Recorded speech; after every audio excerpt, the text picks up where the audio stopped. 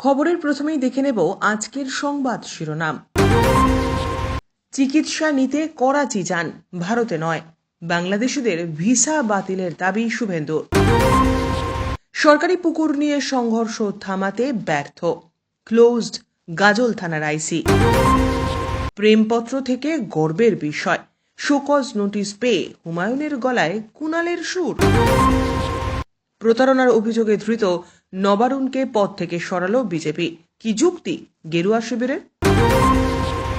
CBI গ্রেপ্তার করতে পারে আশঙ্কা করে হাইকোর্টের দ্বারস্থ কাকু, আগাম জামিনের আর্জি।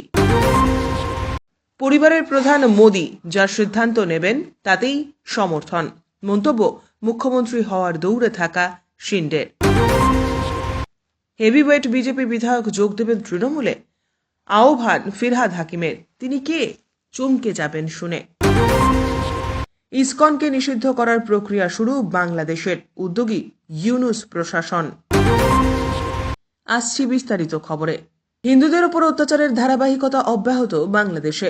ইসকনের সন্ন্যাসী তথা চট্টগ্রামের পুণ্ডরিক ধামের অধ্যক্ষ চিন্ময় প্রভুর বিরুদ্ধে রাষ্ট্রদ্রোহ মামলার প্রতিবাদে উত্তাল সেদেশের বিস্তীর্ণ অংশ, আর তাতে কিছুটা শঙ্কিত হয়ে এবার ইসকনকেই নিষিদ্ধ করার পথে হাঁটতে চলেছে বাংলাদেশের অন্তর্বর্তীকালীন সরকার। তার রেশ আছড়ে পড়েছে এবারেও। এই পরিস্থিতিতে ভারতে বাংলাদেশিদের প্রবেশ সম্পূর্ণ নিষিদ্ধ করার দাবি তুলল বিজেপি।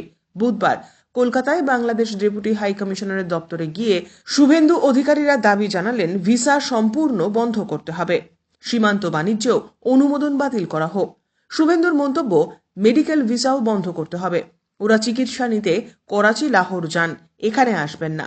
সীমান্ত বাণিজ্য ছাড়াও বিভিন্ন কাজে ভারত বাংলাদেশের জনসাধারণের যাতায়াতের অন্যতম কারণ চিকিৎসা পরিষেবা। কলকাতার বিভিন্ন সরকারি বেসরকারি হাসপাতালে উন্নত মানের চিকিৎসা নিতে প্রায় সারা বছর ধরেই বাংলাদেশিরা আসেন। করোনাকালে সীমান্ত বন্ধের ফলে ভিসা না দেওয়া হলেও মেডিকেল ভিসা কখনোই বন্ধ হয়নি। কিন্তু হাসিনা পরবর্তী বাংলাদেশের অরাজক পরিস্থিতি, হিন্দু নির্যাতনের ঘটনায় এবার সেই ভিসা বাতিলের দাবি তুললেন বিরোধী দলনেতা। চিন্ময় প্রভুর বিরুদ্ধে রাষ্ট্রদ্রোহ মামলা এবং তৎপরবর্তী উত্তেজনাকর পরিস্থিতি নিয়ে বুধবার বাংলাদেশ ডেপুটি হাই কমিশনে যান বিজেপির 8 জন প্রতিনিধি। ডেপুটি হাই কমিশনারের কাছে তারা দাবি করেন অবিলম্বে ভিসা বন্ধ করা হোক, সীমান্ত আমদানি রপ্তানির অনুমোদনও বাতিল হোক। এছাড়া যারা চিকিৎসার জন্য পদ্মাপাড় থেকে কলকাতায় আসেন তারা আর আসবেন না বলে দাবি শুভেন্দুর। আপনি কোন জেলা থেকে আমাদের এই ভিডিওটি দেখছেন অবশ্যই কমেন্টের মাধ্যমে জানাতে ভুলবেন না। আসছি বিস্তারিত খবরে। জমি বিবাদকে কেন্দ্র করে দুপক্ষের সংঘর্ষের ঘটনায় মালদহের গাজল থানার আইসিকে ক্লোজড করল জেলা পুলিশ। গাজলের আইসির বিরুদ্ধে পক্ষপাতিত্বের অভিযোগ উঠেছিল। জমি দখলের লড়াই নিয়ে গাজলে মঙ্গলবার দুই গোষ্ঠীর মধ্যে তুমুল সংঘর্ষের ঘটনা ঘটে।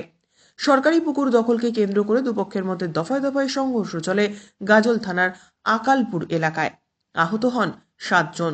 বাড়ি ভাঙচুর এবং বাড়িতে অগ্নিসংযোগের ঘটনাও ঘটে গাজলে। কয়েকটি বাড়ির আসবাবপত্র পুড়ে ছাই হয়ে যায়। দমকলের 2টি ইঞ্জিন ঘটনাস্থলে পৌঁছে আগুন নেভায়। এই সংঘর্ষের ঘটনায় পুলিশের ভূমিকা নিয়ে প্রশ্ন ওঠে। বুধবার গাজল থানার আইসি চন্দ্রশেখর ঘোষালকে পক্ষপাতিত্বের অভিযোগে অপসারিত করা হয়েছে।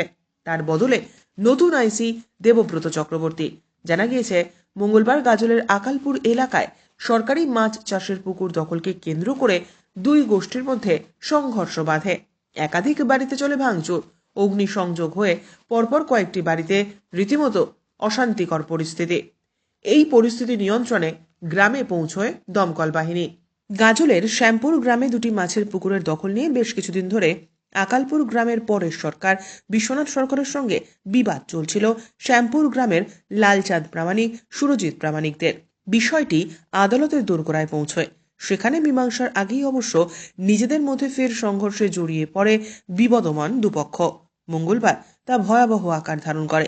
এই ঘটনায় গাজল থানার আইসির ভূমিকায় প্রশ্ন ওঠে। সংঘর্ষ থামাতে তিনি নিষ্ক্রিয় ছিলেন বলে অভিযোগ।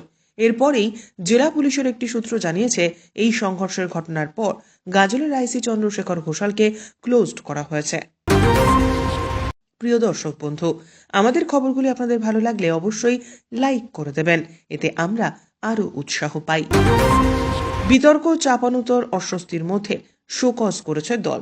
3 দিনের মধ্যে চাওয়া হয়েছে উত্তর, তবু যেন নিজের আগের অবস্থানেই অনড় ভরতপুরের বিধায়ক হুমায়ুন কবির স্পষ্ট বলেছেন, যা বলেছি তার জন্য আমি বিচলিত নই, চিন্তিত নই, অনুতপ্ত নই। চিঠি দিয়ে শোকজ করা তো গর্বের বিষয়। সঙ্গে এও জানালেন, শোকজের যথাযথ উত্তরও যথাস্থানেই পৌঁছে যাবে।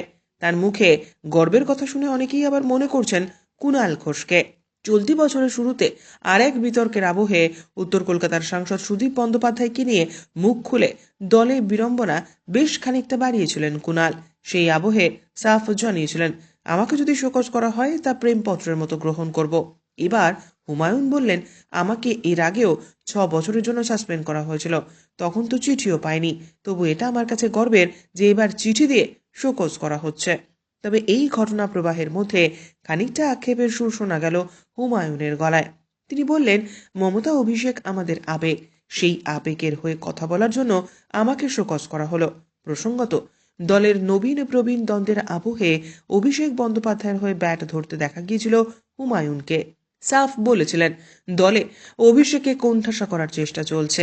কথা বলতে গিয়ে আক্রমণ করে বসেন দলেরই বেশ কিছু প্রবীণ নেতাকেও। তা নিয়ে রাজনৈতিক মহলে বিস্তর বিতর্কও হয়েছে চাপানুতর।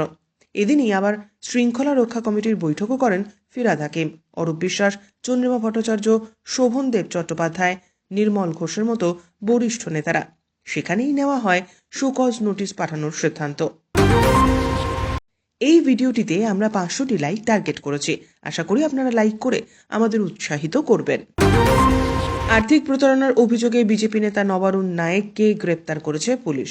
তার 24 ঘন্টার মধ্যে ধৃত নেতাকে দলের রাজ্য সম্পাদকের পদ থেকে সরালো গেরুয়া শিবির।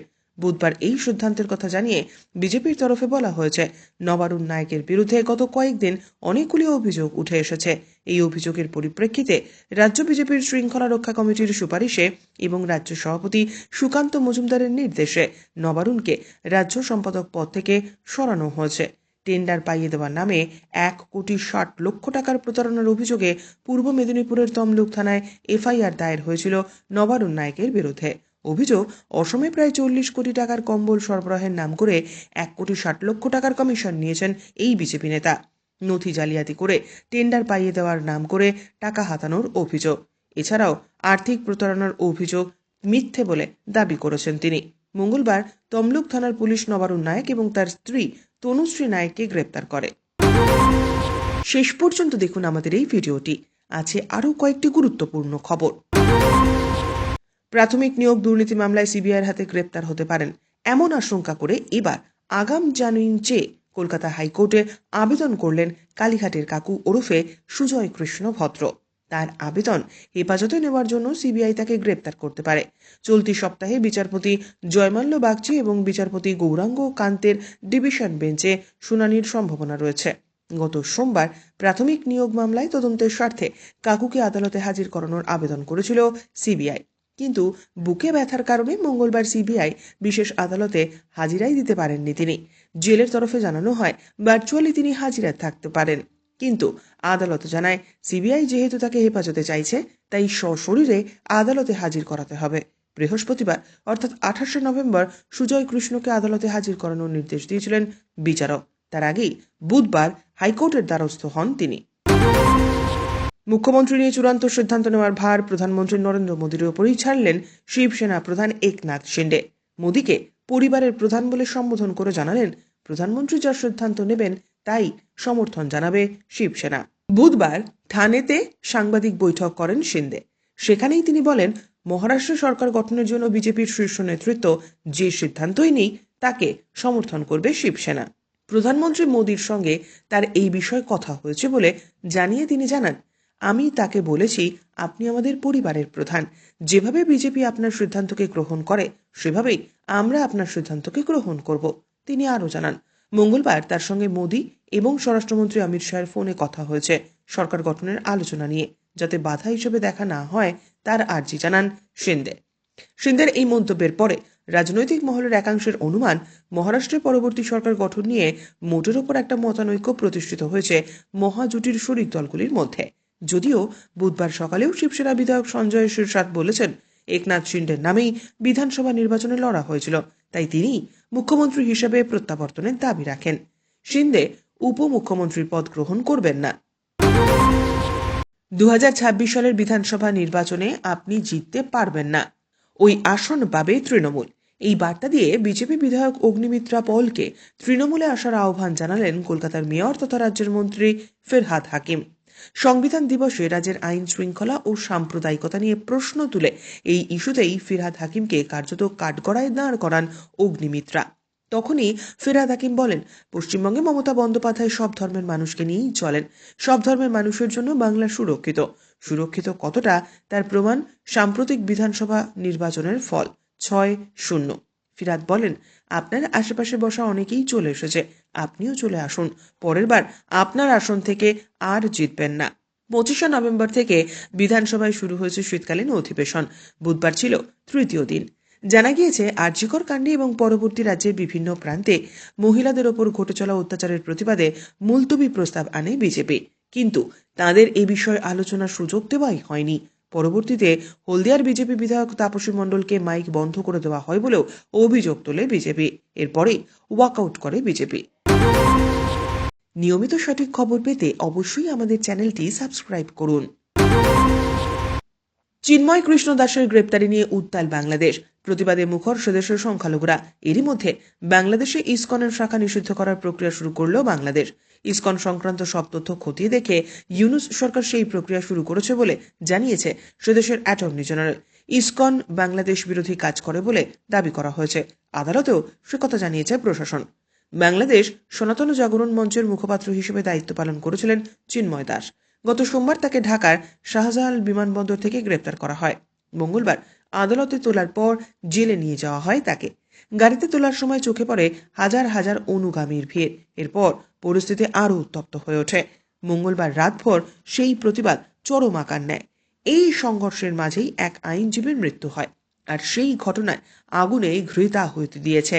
ঢাকা, চট্টগ্রাম, রংপুর সহ বাংলাদেশের বিভিন্ন জায়গায় সংখ্যালঘুদের উপর হামলা হয়েছে বলেও অভিযোগ উঠেছে। বিক্ষোভ মিছিলে ধরপাকড়ও চলেছে রীতিমতো। বুধবার বেলা 12টা পর্যন্ত 50 জনকে গ্রেপ্তার করা হয়েছে। তাদের মধ্যে অনেকেই জামিন অযোগ্য ধারায় গ্রেপ্তার হয়েছেন।